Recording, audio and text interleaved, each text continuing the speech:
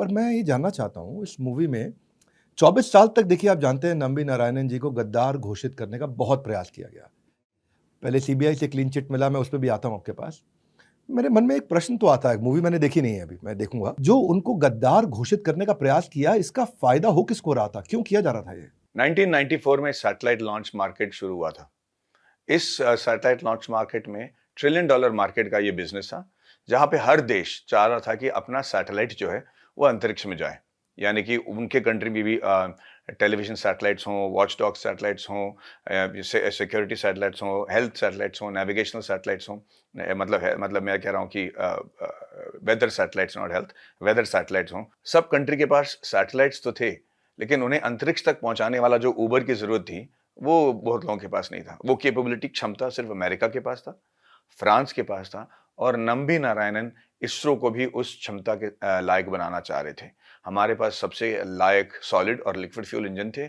हमारे पास cryogenic engine नहीं था, जो जो ज़रूरत था उसको स्पेस में पोजीशन करने के लिए, जिसकी वजह से उन्होंने रशिया से ये क्रायोजेनिक इंजन्स मंगवाए थे, द KBD-1 इंजन्स, जो इंडिया को प्रॉमिस किए गए थे। लेकिन उस वक्त यूएसएसआर टूटकर सब कुछ बिखर रहा था, और कई साजिशों की वजह से, मैं कहूँगा कि पिक्चर आप देखिए तो आपको समझ में आएगा, कई साजिशों की वजह से इंडिया को वो इंजन नहीं दिया जा रहा था, क्योंकि वो नहीं चाह रहे थे कि इंडिया इसमें कम्पीट करे, क्योंकि कॉस्ट वाइज जो हंड्रेड्स ऑफ मिलियंस में लोग पैसे मांग रहे थे सैटेलाइट्स को अंतरिक्ष में पहुंचाने के लिए, वहां 70-60 मिलियन के आसपास में नंबी नारायण साहब करने को पूरी कोशिश कर रहे थे। तो कई लोग थे जो इस भारत को आगे नहीं आने दे रहे थे। आपकी बात सुन के लग रहा है कुछ विदेशी ताकतें थी इसके पीछे?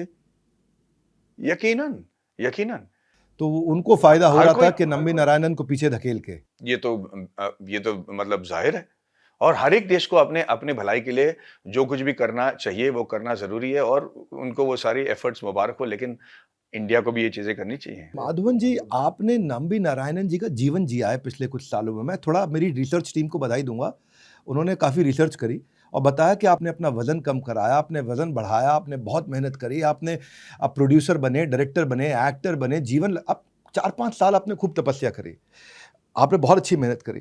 पर क्योंकि आज आप नंबी नारायणन ही हैं मेरे लिए, तो मैं आपसे 1-2 प्रश्न और करूँगा, थोड़े से कड़वे भी अगर आप अलाउ करें। मैंने सुना कि जो क्रायोजेनिक इंजन की आपने बात करी, इसको वो रशिया से स्मगल करके लेके आए थे। तो क्या वो एक मिशनरी और डेयरिंग साइंटिस्ट थे या विकेड और क्लेवर साइंटिस्ट थे? मुझे लगता है कि एक देशभक्त में जो क्वालिटीज होनी चाहिए वो सारे थे उनपे, और कुछ अवगुण जो हैं आम आदमी पे अगर हम देखेंगे, पर जब वो देशभक्त में होता है ना, तो वो अवगुण नहीं रहता है। एंड आई थिंक इसका क्लियर एग्जांपल नंबी नारायण साहब है।